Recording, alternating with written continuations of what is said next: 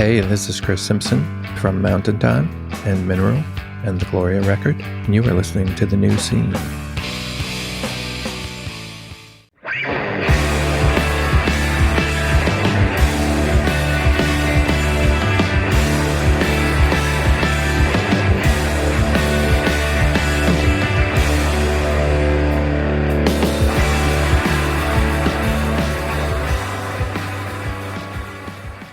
Hello, everybody, and welcome to The New Scene. I am your host, Keith, and we're back with our 2024 Best of episode. This is our annual episode where I review with you all of my favorite records of the year.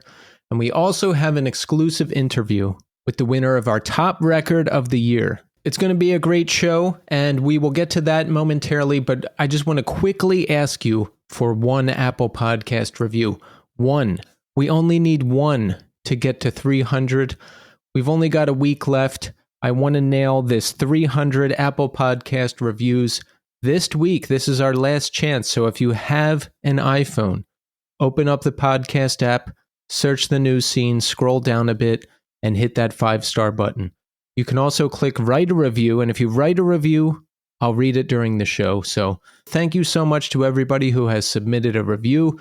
We just need one more. So let's get it done. All right, let's get right into it. Top 10 records of 2024. We are starting things off at number 10 with Mountain Time, Dream Homes. Now, if at the beginning of this year you would have told me that one of my favorite songs of the year would be a 10-minute acoustic singer-songwriter Bob Dylan influenced track with harmonica in it, I probably would have told you you're crazy. But it happened, and if there's anyone who can do it, it's Chris Simpson. I've always enjoyed his music throughout the years, starting with Mineral, continuing with the Gloria record, and I did a deeper dive on all of his post-Gloria record work this year, Zookeeper, Mountain Time, and Chris surprise dropped Dream Homes on us earlier this year, and, he's just always really had a way with words, with emotions, with songwriting, and I love this record. Favorite track? War Kids. Number 9, Julie Christmas, Ridiculous and Full of Blood.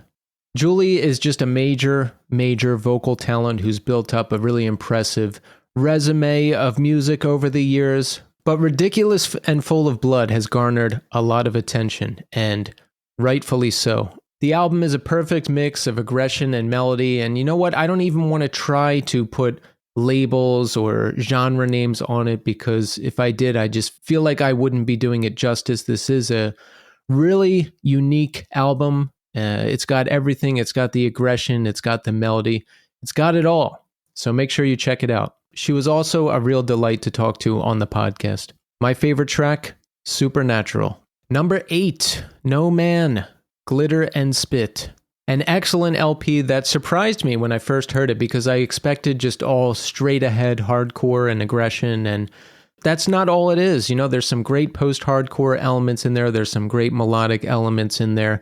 And in addition to the music being fantastic, Meha and the band really carry an important message, advocating for the people of Palestine. Hearing Meha speak about it in detail on the podcast, and then seeing No Man live and hearing Meha talk about it firsthand between songs, talking about relatives of hers that have been affected, talking about people she knows that have been affected, talking about her people that have been affected. It was really powerful stuff that almost moved me to tears to hear it. So I'm really appreciative of Meha and No Man for everything they do and for putting out this excellent LP. My favorite track, Glitter and Spit. Number 7, Signal Hill, Discarded Futures. Signal Hill have been one of my favorite post-rock bands since 2007, 2008, whenever. It was somewhere around there when I first heard them. And they have returned with their first LP in 8 years, and the results are just fantastic. They have overcome great odds. They're spread out across the United States. Rishi is living in the UK, but they managed to get through all the pandemic roadblocks and all the geographical roadblocks and come together and make this fantastic LP. And if you're a fan of post-rock, I really recommend you check it out. I think they've always had a unique take on the genre. It's not the classic, super reverby, delay-y, cinematic post-rock that we're used to. It's happy a lot of the times. It puts me in a good mood. And the guitar interplay in Signal Hill, I think, has always been the strongest aspect of the band. So great LP from Signal Hill. My favorite track, Inventing Consequences. Number 6, Frail Body, Artificial Bouquet. I first heard Frail Body back in 2020, I think, and I've enjoyed them since then, but Artificial Bouquet has really made me pay a lot more attention. This is a fantastic LP. It's relentless, straight ahead, breakneck, black metal meets screamo, meets emo, meets hardcore, and I love it. I also managed to catch them live a couple times this year, and the live show most definitely lives up to the recording, so awesome stuff. My favorite track, Scaffolding. Number 5, Glassing, From the Other Side of the Mirror. Another excellent LP from Glassing. I discovered them in 2019 when This Will Destroy You made a post about their new record at that time called Spotted Horse. I heard the song Sleeper and fell in love with it and listened to it 10,000 times in a row, and I think Spotted Horse is just a flawless LP. I've continued to follow the band and love the band since the release of that record, and From the Other Side of the Mirror is just another excellent addition to the Glassing discography. It brings the heaviness, it brings the melody. They experiment with some more melodic elements here, and some clean singing is introduced for the first time, and the results are fantastic. My favorite track, Defacer. All right, number 4, State Faults, Children of the Moon. I discovered State Faults this year because Children of the Moon has been getting a lot of attention, and rightfully so. Children of the Moon has been 4 long years in the making. It has it all, the aggression, the melody, the riffs, the breakdowns, the sweeping melodic parts, and knowing the story of the band and the long road to recording this record and finally releasing this record just made me appreciate them even more. A fantastic LP from State Faults. My favorite track, Blood Moon. Number 3, Love Letter, Everyone Wants Something Beautiful. You know, from the first few single releases I heard leading up to the release of Everyone Wants Something Beautiful, I knew this was going to be one of my favorite records of the year. The message is powerful. The production is second to none. We have that signature J. Moss production and that signature J. Moss guitar sound coupled with Quinn's vocals, and, you know, just talking to Quinn on the New Scene and hearing Quinn's story and everything they've been through throughout their life was just, you know, one of the most powerful things I've ever experienced on the podcast. And going and then listening to that in Love Letter, you know, it's all there. All of Quinn's experience, all of Quinn's commentary. It's just really powerful stuff. You've got these crescendos building up, and then it explodes into a heavy riff with the melodic leads underneath, and it just really gets me. You know, I have listened to Unhousing Projects a lot of times this year, and I get moved to near tears every time I listen to that song. It just really does something to me. A fantastic LP, and I wish many more great things for Love Letter in the future. My favorite song, Unhousing Projects. Number 2, Hammock and Yellow Card, A Hopeful Sign.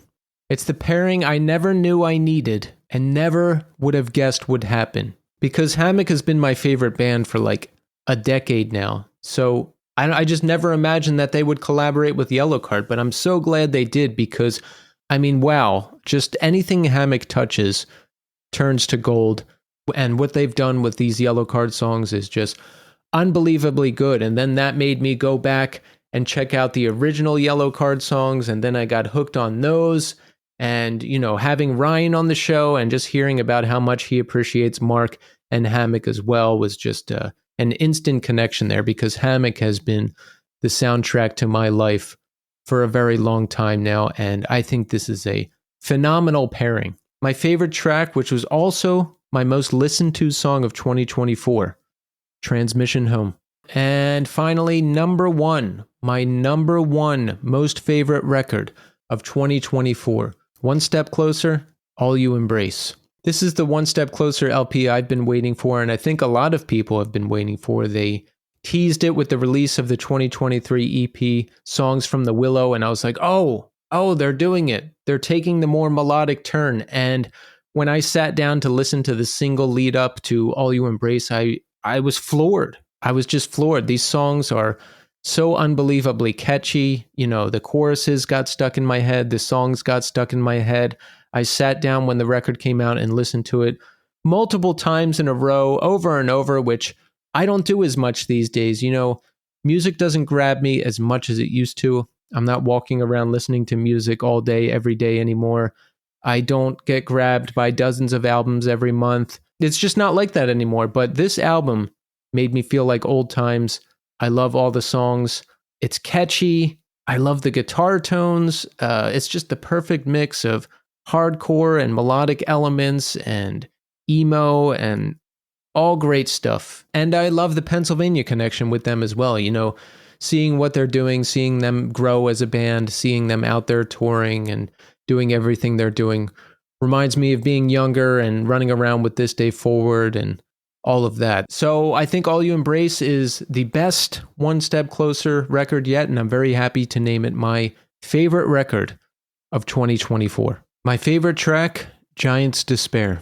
So there you have it, the top 10 records of 2024, but we're not done yet. Here are some other notable releases this year, according to me. Hammock, From the Void. This is 4 additional songs from the Love in the Void sessions, plus 4 new songs inspired by it. Nobody does this type of music better than Hammock, and they're my favorite band, so there you go. If they release something, it's very likely going to end up in my favorite records of the year list.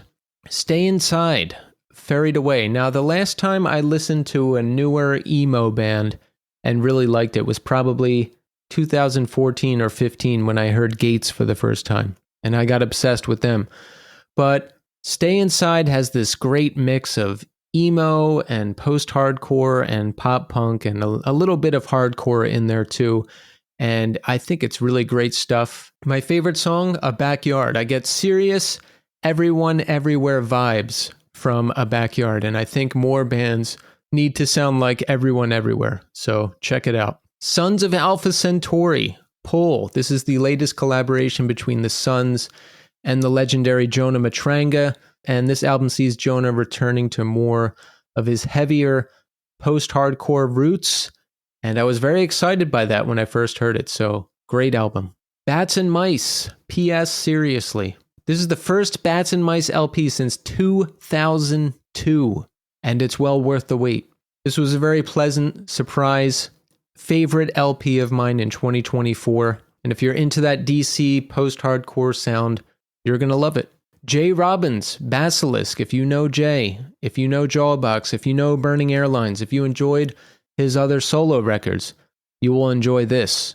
I most certainly did. Respire, Hiraith, orchestral, hardcore, post-hardcore, emo, black metal. Nobody does Brutality better than Respire, and this new LP from them is fantastic. Sleep Makes Waves. It's here, but I have no names for it. This is the latest from Australian post-rock mainstays, Sleep Makes Waves, and I think it's their best LP yet. Knocked Loose. You won't go before you're supposed to. Now, all the recognition, all the praise, all the accolades Knocked Loose are getting for this LP are well-deserved. They've come a long way. They're doing things for the genre that I haven't seen in 20 years. And whenever I see a clip of them or hear them or see them, I just get so pumped. So well-deserved. Congrats to Knocked Loose on this fantastic LP. Common Sage, Closer To. Common Sage really let us know that they mean business on this latest LP. And it's just leaps and bounds ahead of where they came from. They are locked in. If you're a fan of melodic post-hardcore, think Thursday and similar bands, you're going to love this record. And finally, Suburban Eyes, self-titled. This is Jeremy from Mineral and Eric from Christie Front Drive and John from Boys Life, an all-star lineup, bringing us this all-star record. There's Cure influence here, there's post-punk influence, there's post-hardcore influence. There's classic shoegaze influence. I love it. So there you go. And 2024 was a decent year, a lot of ups, a lot of downs, but mostly good. I think mostly good. Yeah, let's say mostly good. I'm just looking forward to my band Memory Entry's debut EP to come out early next year and for us to play a lot of shows. That's going to be my focus, and I'm just looking forward to getting back out there and playing. So thank you everybody who supported the podcast this year. Thanks to the team at Iodine Recordings for your support. Special thanks to Madison, who does the graphics for the show every week. You see those on our Instagram timeline and on YouTube and elsewhere. It's not the easiest podcast in the world to work for because we post every week, every single week, no matter what. Holidays, sick, the world ending, it doesn't matter. We have to post a new show. So it can be taxing at times, but I'm happy that we get to do it. So thanks everybody for your support. I hope everybody's having a good holiday season. I'll be back next week with a blockbuster episode that we've been working a long time on booking. So I'm looking forward to everybody hearing that. But please make sure you stick around because now we have an exclusive interview with our top record of the year recipient, Ryan Savitski of One Step Closer. Enjoy. All right, we have Ryan Savitski back on the show. Ryan, welcome back. Hey, how's it going, man? Thanks for having me. Yes, it's doing great, and we're very excited to have you back because I have declared that One Step Closer's All You Embrace is the best record of 2024. So we want to talk to you about that and a lot of other stuff. But first, Ryan, how are you doing today? Dude, I'm great. Thank you so much for saying that. I really appreciate that. We're super amped about the record, and it seems like people, have been adding it to their list of like at least top 10, album of the years. And I don't know, that's just an awesome feeling. So I really appreciate that. But yeah, I'm good. Everything's been good. We've been home for like a couple weeks now, just trying to get in the holiday spirit and, finish up holiday shopping pretty much. Yeah. Are you in the holiday spirit? I'm not this year. I just feel kind of run down, and I feel like, I don't know. I don't want to be around people so much this year. I can't explain what it is exactly. That's just how I feel this year. How do you feel? I was kind of feeling the same. I was talking to my mom about this recently. Like a lot of our family traditions are kind of changing this year, unfortunately. There's a lot of different things happening and like people kind of spending time with, new families and two of my cousins both had kids this year. So they're kind of split between coming here and, going to their extended family. So things are just kind of a lot different. So at first I wasn't really in the holiday spirit, but I think now that I've been, wrapping gifts and just finishing up buying for stuff, I'm like way more excited, that always kind of puts me in a good mood. I think that's it. I've got the gifts. I just need to wrap them. And I'm sure once I get in the rental car and drive down there and, like put on the Jesu Christmas album or something, I'll be in the spirit. Yes, 100%. You got to get yourself there. You got to enjoy it, That's good advice. You've got to get yourself there, and that's what I'm going to do. So, you know what? Let's do like a 2024 year in review here. How was this year for you? This year was great, I think. I feel like I learned a lot about just kind of myself and learned a lot about what I want the band to do and how I want to approach things moving forward with the band. And I feel like my home life has been great. It's been super nice to be at home in between breaks and spend time with family and my girlfriend. And I don't know. I feel like everything was super chill this year. And we put out a record that, I'm super stoked on and feels like people are also, stoked on as well. So I feel like that's a great feeling as well and something that I strive for all the time. So yeah, I feel like this year was super solid, honestly, including even all the tours and everything have been great. So yeah, a lot of good tours this year too, right? Yeah, we did the trio tours with Anxious and Koyo, which were obviously a blast, getting to tour with our friends, and the shows were awesome. And I think it felt good to kind of be back on the road with the Anxious guys again, just because it's been a while since I was, a part of that camp at this point. So it felt good just to kind of hang out, and we would swap people in and out of the vans, and you know what I mean? Like just kind of make it more of just about the hangs and less about the shows. And I think that's kind of important after, grinding a lot of support tours over the last, few years and stuff, to kind of have something that's more of a break. Did you do any overseas stuff this year? We did. We did Slam Dunk and some shows with Arm's Length around that in the UK. And then we did just like some headlining shows in Germany. And I think we did maybe Belgium as well, or like in one other country. But yeah, it was awesome. I think it was just like a 2-week thing, and the shows were incredible. It was like right after the record came out. I think the record came out like literally the day before that tour started. So I feel like there was like an excitement around the record, and people were definitely excited at the shows about the new songs and stuff. So yeah, that tour was really good. I think that was the only thing we did overseas this year. And then next year we're doing a lot of stuff overseas and in the States. It's going to be like pretty crazy in the first half of the year. So I'm excited for that. Nice. When you're overseas and the record's just coming out, are people singing along to the new songs already? Yes, they were. I was honestly shocked. It was like the first time where I feel like we put something out and it was like an immediate reaction to it. It didn't feel like a slow burn or like a gradual growth. It felt like the people that really liked the singles, or whatever came out first, like they already learned the words and they already knew it.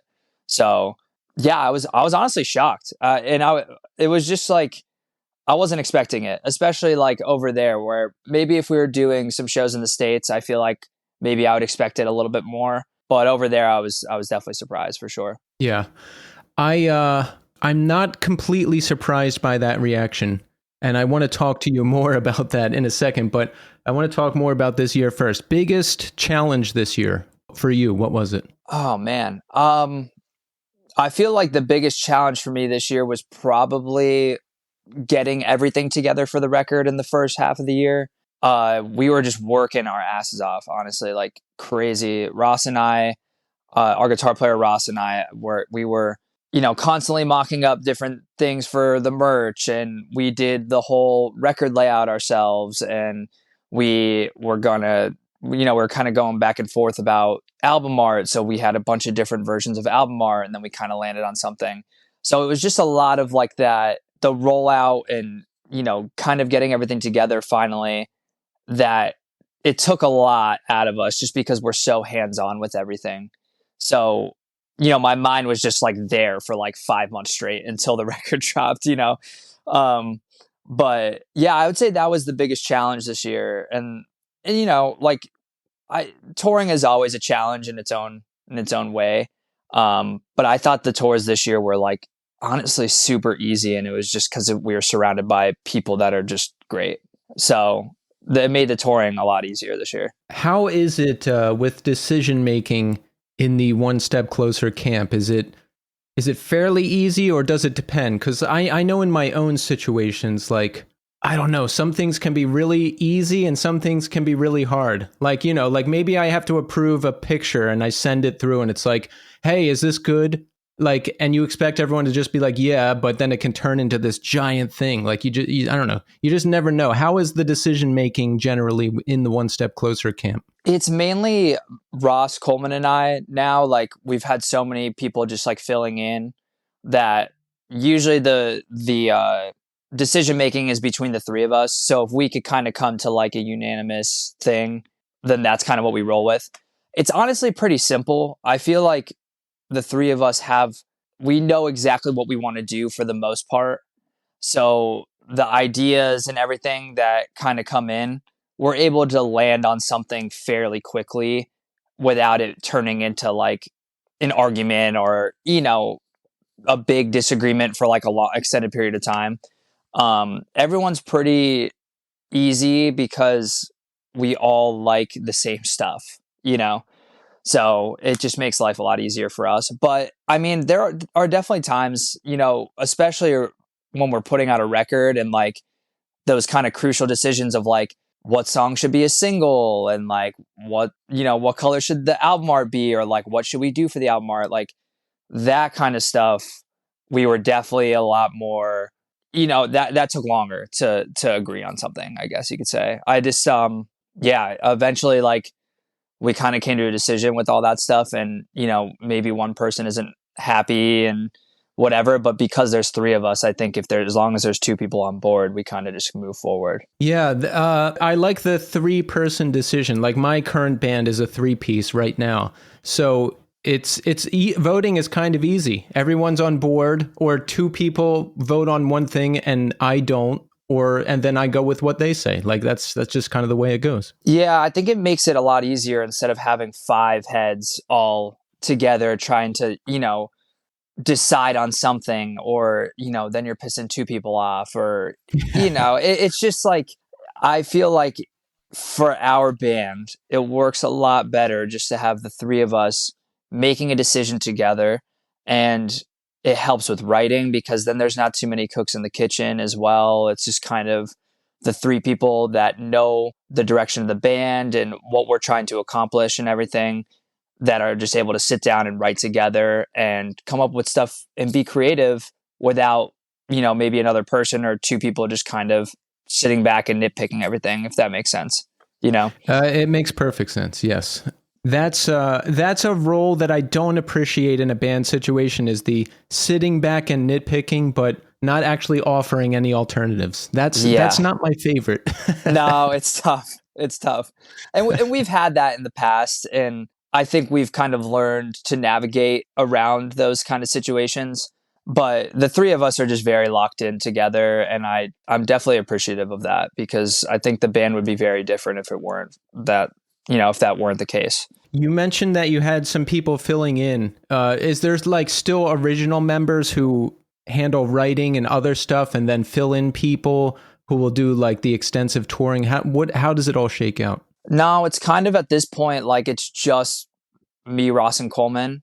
And we're like the original 3 that kind of keep everything together, I guess. And then we've been having our homie Jake fill in on bass for a long time. And I think touring was getting a little crazy for him, and he kind of needed to stay at home for a bit. So we brought in our homie Maddox, who's from Wilkes-Barre as well, to play bass. So now we kind of have both of them just, helping out whenever they're able to. And then we have our homie Alex, who plays in Higher Power, that's been helping us out a bunch as well. And then our friend Caleb as well, who's playing in a bunch of North Carolina bands, that has been playing drums with us too. So we kind of have like 2 sets of people for each instrument that have just been like, okay, if that person can't do it, then we go to the next kind of thing, It sucks, honestly, sometimes, because it's just a little bit more stressful.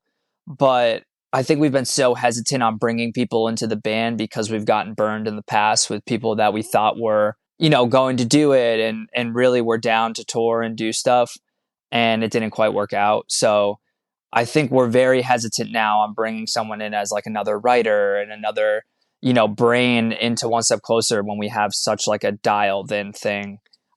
Just a little scary, Yeah, I don't blame you at all. I'm the same way. Like, I feel like I have a spidey sense for like, would this person show up to practice? Would this person show up to shows? Would this person commit to a week of shows? Like, and if I get even a sense that they're going to flake it all, I'm just like, no, it can't be them. Yeah, that's kind of what I'm saying as well. Like, all the love to our old drummer. I love him so much, but he was like very unreliable in certain situations, and he's still one of my best friends and we hang out all the time. But, there was times where we'd be like, is he even going to show up to practice? Like, and we'd be sitting there for like an hour, and then maybe he would finally show up.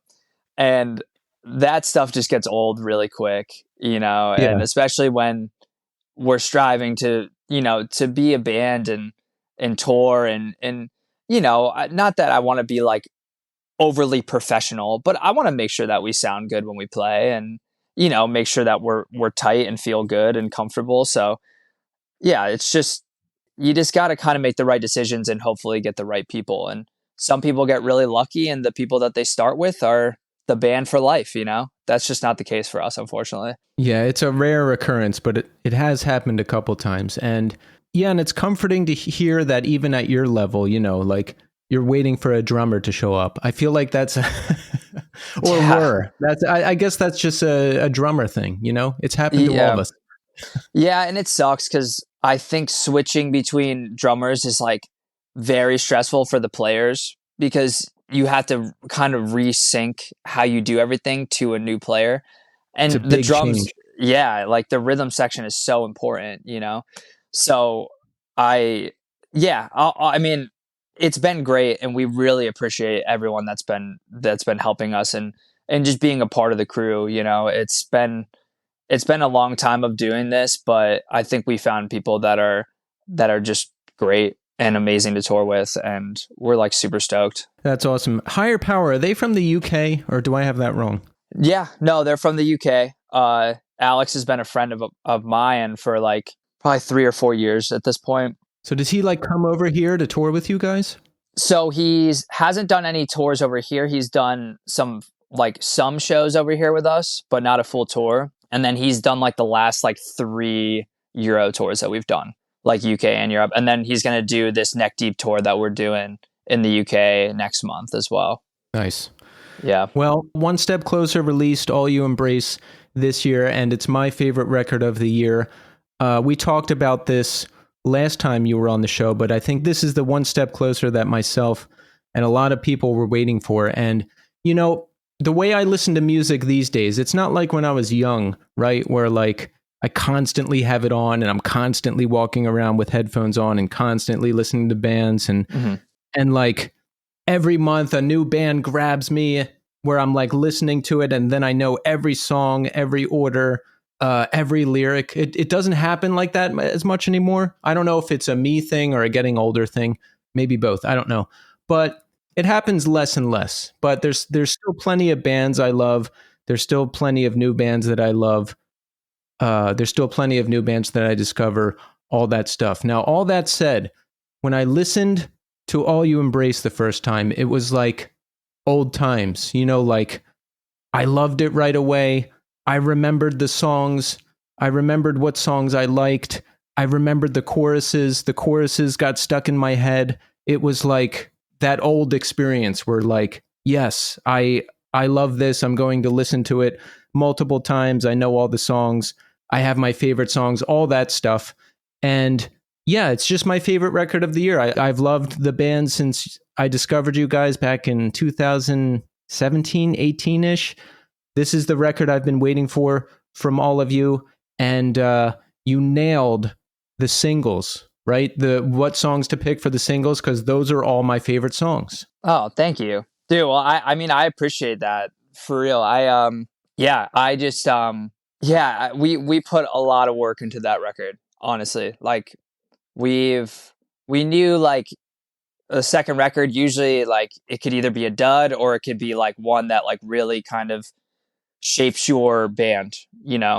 Uh, and I really think that with that in mind, we were just working and working and writing and trying different things and seeing if they worked out. And if they didn't work out, then we would move on to something new. And, just trying to evolve our sound as naturally and as positive as possible, really. And just kind of push ourselves as musicians. Like, this is the most I've ever sang on a record ever. And even recording for the record was like, that was tough because it was new. And like, I really worked hard in the studio to make sure that the takes were good, and I wanted to make sure that I could sing it live, and just a lot of those things kind of going around in everyone's heads. And I really appreciate that. I'm happy that you really enjoy the record. Leap Years, I feel like, was kind of the first song that we were like, this needs to be a single for sure. It's just catchy, easy to kind of remember, and it kind of has every part of One Step Closer that the band is. It has some fast parts. It has, some more like catchy parts, and then it has like a cool outro part that we really liked. So I think between like all that, it was like, okay, this is the first one that we could kind of ease people in to the new record and, have a little bit of familiarity and have some people hopefully, enjoy the record. So yeah, that was the first one. And then I wanted Giants and, all that stuff to be singles from the start. Like, we really connect to Giants Despair, and the song means a lot to, at least like Ross and I a lot, because, it's literally just about kind of like living in Wilkes-Barre and growing up here. And yeah, so we were just like, that has to be a single. Like, that one has to go on. So, but everything else, we kind of left that up as a more group decision between like us and Run for Cover and our management and, kind of everybody together, because I think they always have our best I don't think, I know that they always have our best interests in mind, and I know that they wouldn't steer us wrong. So we definitely trust, their opinions and what they think as well.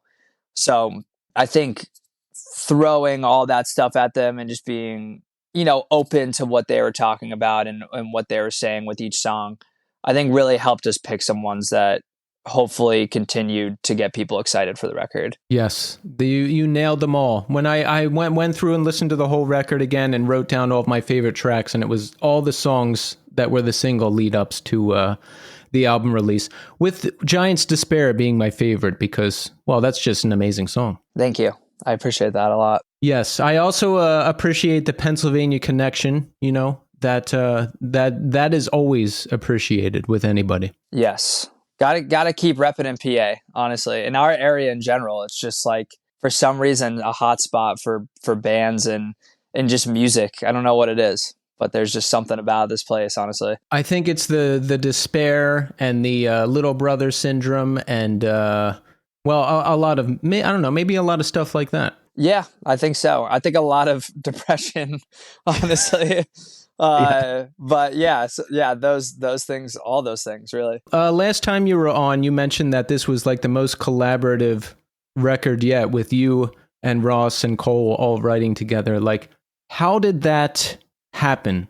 Because I know you were writing a lot before. So how did we all like start contributing more? Yeah, I mean, a lot of the earlier stuff from pretty much the EP before back was a lot of me, for the most part, writing, demoing ideas, kind of throwing them out there and seeing how we feel. And then, before Coleman was in the band, it was just Ross sprinkling his ideas on top, kind of, and adding the icing on the cake, And then the EP got a little bit more collaborative, but it was still most of my ideas and then kind of continuing on that. And then this record, I really wanted, just to kind of get everybody more involved in a way, because I wanted everybody to be as connected to this record as like I wanted to be, and make sure that everybody had like their ideas and stuff mentioned and not overlooked, or just be a little bit more of a team player. And not that I wasn't a team player before, but I think that it just kind of like, it took some time for everybody to kind of learn how to write in a way, I guess. Coleman played drums in a band for a long time and didn't really ever play guitar. So it was kind of newer for him to be like writing riffs on guitar and doing stuff like that. And I feel like Ross has just slowly been getting better and better and better at guitar and kind of learning what he likes to write and like figuring it out. So I think now, like, he, on this record, he like really like excelled in just like his craft and like figured out like really what he excels at and what he likes to do with songs and stuff. So, Giants Despair was literally a Ross riff that like he had for so long, and we just had no idea what to do with it. And then we kind of like figured it out, and it felt like this record really suited that song now, So it was a lot more collaborative, and it was a lot nicer just because I didn't feel as much stress to be like, hey, I gotta make sure I'm playing guitar every day because I gotta write riffs and come up with songs. And I was able to kind of focus a little bit more in on what I'm doing live and singing and coming up with better melodies and trying to like be better at that than be better at an instrument that I'm not even playing live, So it was awesome though. Like, it really, I feel like it kind of brought the three of us even closer together somehow, even though we already were very close, but it just like, I think making a record with some of your best friends and like being able to collab on something that you're very proud of, I think just kind of, it creates a bond that's I don't know. You can't really find that anywhere else, in my opinion. I agree. I think, I mean, maybe there's other bonds out there, sports teams, fraternities. I don't know, but for me, it's always been bands and the people I'm in bands with. Those are the tightest bonds. Yeah, I think definitely sports team bonds, and like, you kind of have these. I think you create bonds with people in situations like that, but for some reason, like creating a piece of art and music and all that kind of stuff, it's just so much creativity from all different sides, and putting that all together and kind of seeing what the outcome is it's just amazing, honestly. It's the best. How difficult was it for you to nail the vocals? That was the hardest part for me last time I recorded. I would do them and then redo them. I almost passed out at one point, which was pretty wild, but and then I blew out my voice and I would have to redo them, but I was glad that happened because I'm like, oh, what I recorded actually isn't that good. So it's good that we are re-recording this. Like, how difficult was it for you? It was definitely a challenge for sure, but I think the way we kind of rolled about it was I would do like not even sometimes a full song. I would go in, record maybe half a song, we'd take a break, do guitars for like an hour or two, come back to vocals, finish the song or like do whatever, and then kind of move forward. And then later on, we'd go back and do like harmonies and, stuff like that. But I mean, some songs were definitely more difficult than others. I think I kind of got a lot of the ass kicking out of the way when we were demoing songs because I was just like, damn, like some of these parts are hard to sing. And then I would like sound really bad. And then I'd be like, well, I don't want to sound bad, on the LP. So then I kind of practiced a little bit more to try to get better. And then by the time I got in the studio, I felt confident, which I think if I didn't feel confident, it would have been a lot harder for me, if that makes sense. I think like stepping in with the confidence and just being like, I know I can do this and I can rip these songs and I know I could sing this. I just got to get myself there. I think really helped me excel. And like, I don't know, I learned a lot about my vocals and my vocal range and a lot of different things like recording this record and demoing. I didn't realize that I could sing as high as I could, which was cool. And doing some of those like crazy harmonies and stuff like that, I was like really at the top of my range on some of these songs. And yeah, it was challenging but very rewarding, I guess. Did you ever have to like take any vocal training class or consult anyone to figure out how not to get burned out? I haven't yet, but it's something that I would like to do. Live, I feel like I never like fully lose my voice ever or anything like that, knock on wood, because I don't want to start. But I always just like, I'll know if I feel fatigued and I can't like quite push it, if that makes sense. Like usually if we do a couple of shows in a row, by like the last show, maybe either I'm feeling really good because I'm like really dialed in, or I'm like, okay, I could use a day off, But yeah, for when we were recording, I think my biggest issue, for some reason, if I was singing like not from my diaphragm and I was really trying to hit a part, or I was just trying to be like really, really loud and like maybe if it was like a yelling part or something like that, I would get like crazy headaches from going and going and going. So like we'd be 2 hours into singing and I would just have a fucking pounding headache, like absolutely pounding headache.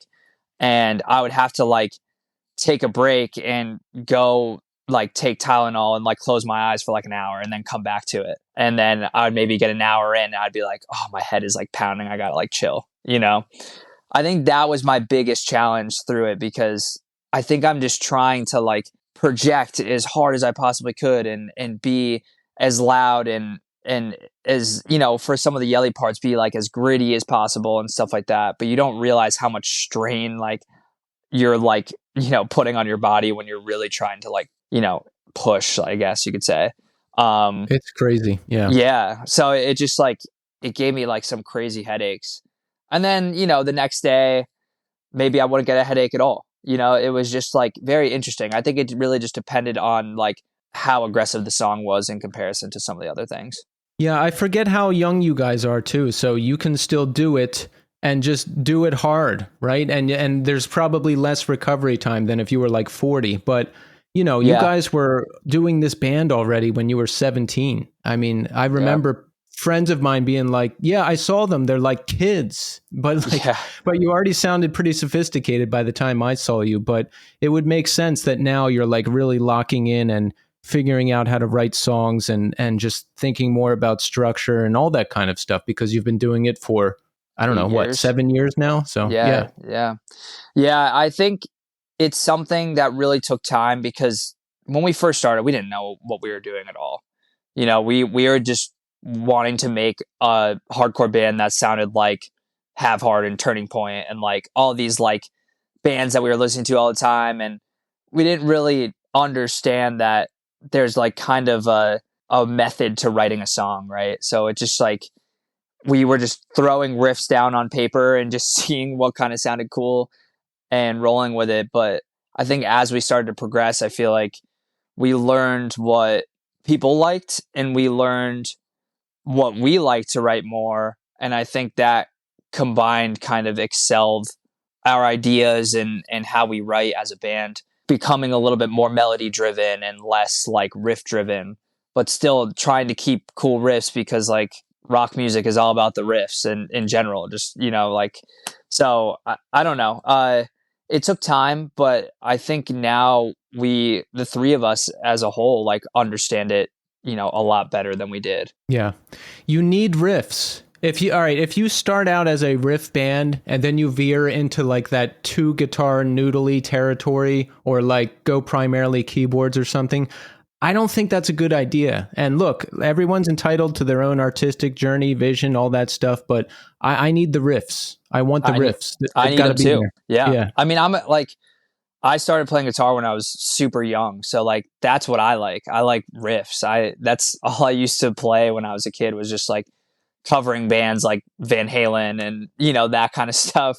And I think that has always kind of stuck with me because sometimes in songs for me, it's like the guitar riffs stick out more than anything else, and I've always tried to keep that in mind with writing for One Step Closer because I just want people to appreciate, not just the vocal melody or like the lyrics or whatever, but I want people to appreciate the guitars and, the actual musicianship of like the drums and these people that are, recording on these records with us and they're incredible, we're very nitpicky with what we try to do. And that's just like, again, from like learning and growing and figuring out how to play and how to write.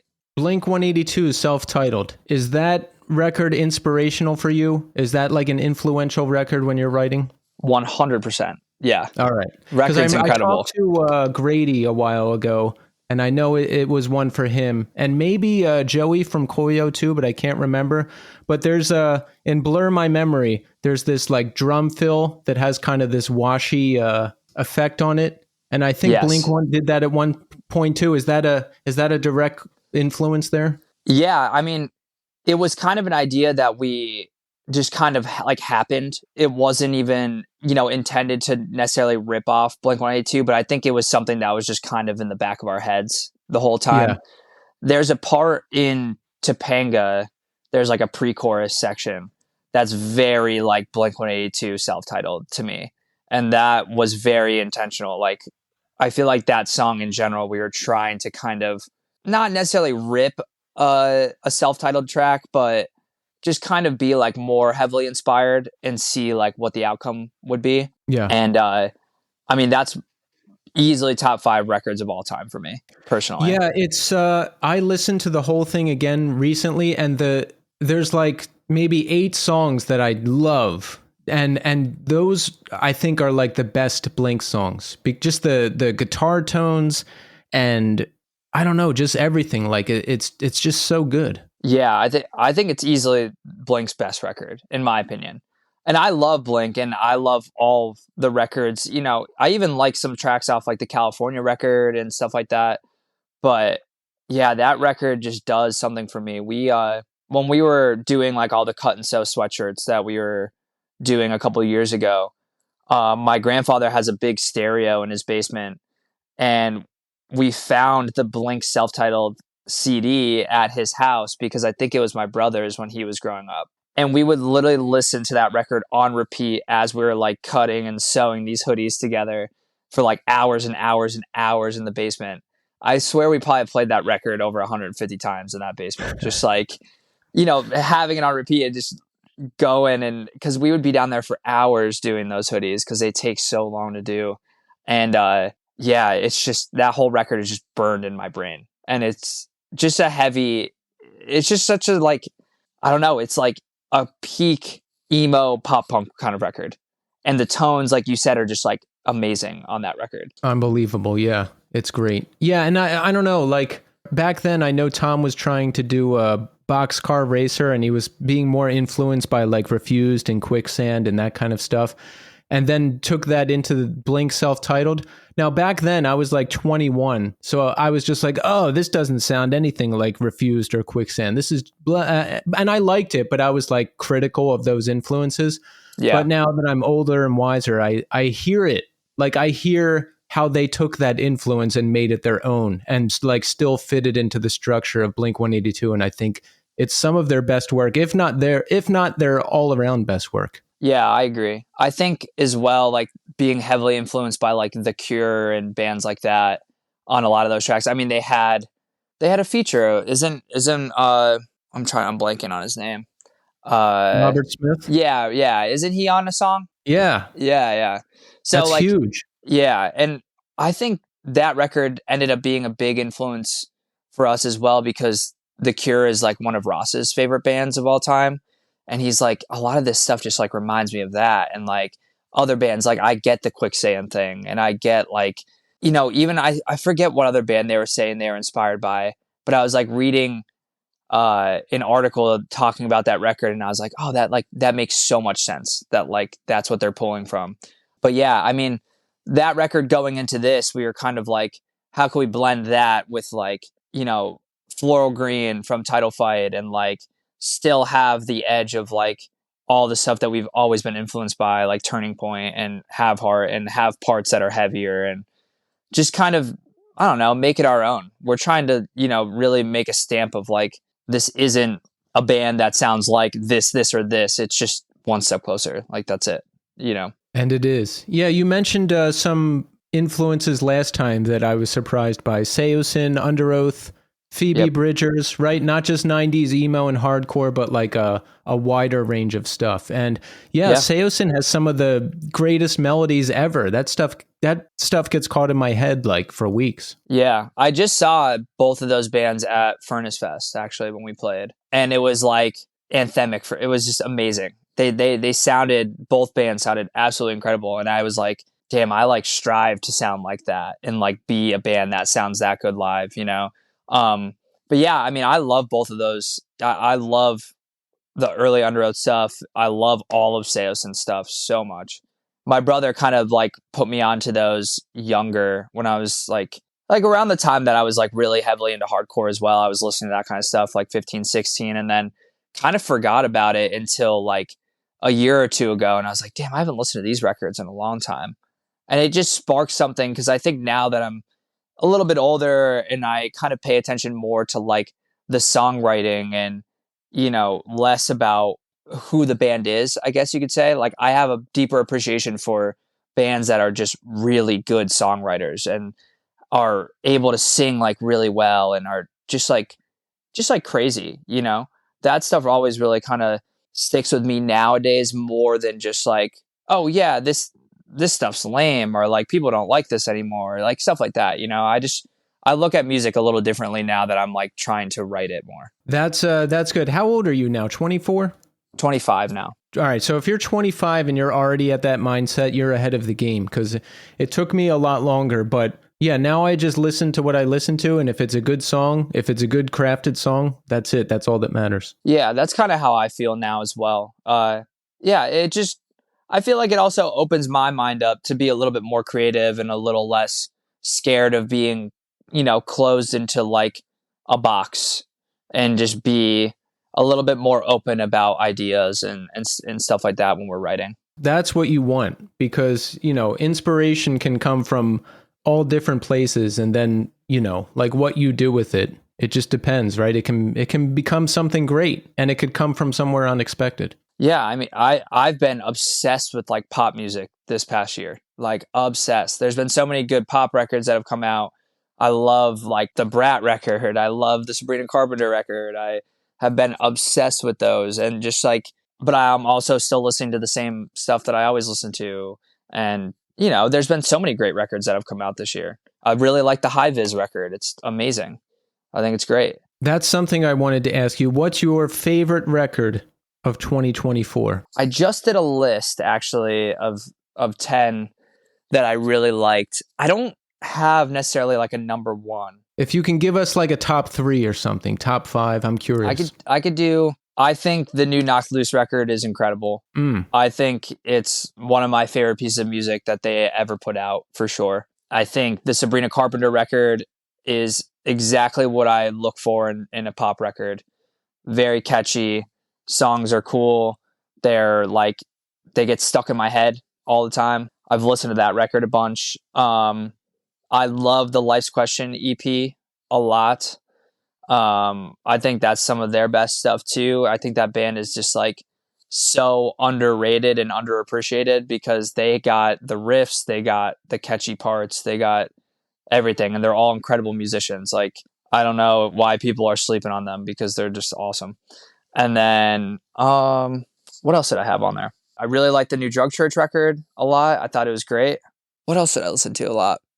I'm getting also kind of confused with like what came out in 23 and what came out in 24. Yeah. That happened to me too.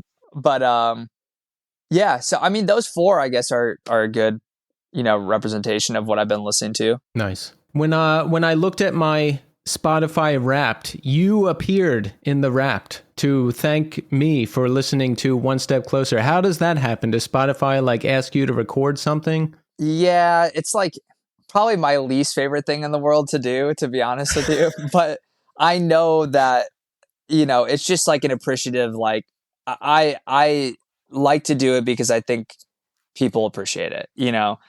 I hate to be on camera and like have to record myself like 30 times to get like the take that I'm like, okay, I feel all right about this one. You know what I mean? Yeah. But yeah, so they ask every year, most bands, like I think they ask pretty much a lot of the bands that have a Spotify account to create something like that just to thank fans. And, I think it goes a long way with Spotify, like kind of pushing your music as well a little bit. And like that helps kind of spread it to like other people that maybe haven't heard the new record yet, or, kind of just like a reminder kind of thing.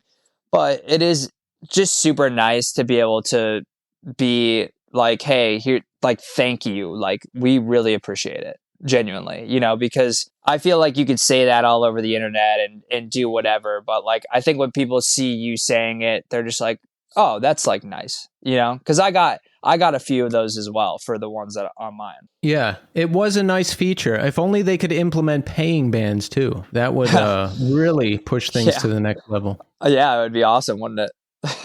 One day. Yeah, one day. So all you embraces out there now, it sounds like we're all happy. I mean, I haven't heard anybody say this record sucks or this isn't what I wanted. I've only heard positive things. Tell us how it is from your end. Yeah, I mean, I was surprised when we went on to Reddit and people were actually pretty stoked on it on Reddit. And I was like, wow. If they're maybe we did something right. They're stoked on it everywhere. Yeah, I was like, maybe we did something right if the Reddit people aren't like completely ripping it apart. So, but I think I got a really nice text actually from my friend Matt about this kind of like, as we grow as a band and kind of do what we want to do, we're just going to constantly have people that may not like it or may shit talk it, or maybe some of your friends behind your back are like, oh, this is garbage, whatever.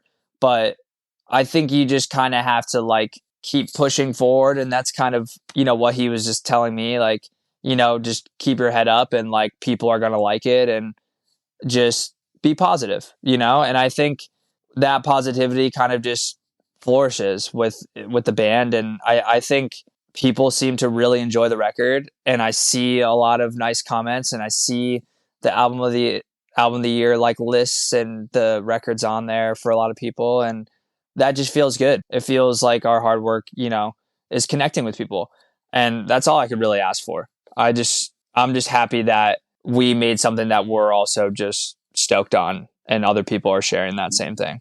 That's great. Yeah. No, the all the hard work, all the effort, it shows. And I love the record. A lot of people love the record. And, I'm glad you guys put it out. Ryan, you seem pretty level-headed. You don't seem too tortured, too depressed, too riddled with issues. You seem pretty positive and like you've got a good head on your shoulders, like things are good most of the time. Am I correct? Yeah, I definitely try. I've had my fair share of like times where maybe I wasn't necessarily feeling as great for a while, but I think things now have been a lot better, and I think when I'm talking about the band and doing these kinds of things are when I'm feeling the best, and doing anything with the band is when I feel like I'm truly doing what makes me happy and where I'm feeling the best every day. So yeah, I try to just be positive and not let any kind of negativity get me super down or anything like that. Try to look at things from all perspectives and be as level-headed as I possibly could be, really. Well, Ryan, thank you for coming back on the show. I love all you embrace. I love everything One Step Closer has done. And I'm looking forward to more. So thank you to you and the band, and thank you for coming back on the show. Yeah, thank you so much. I really appreciate that. And hopefully I'll catch you either at a show or on the next one.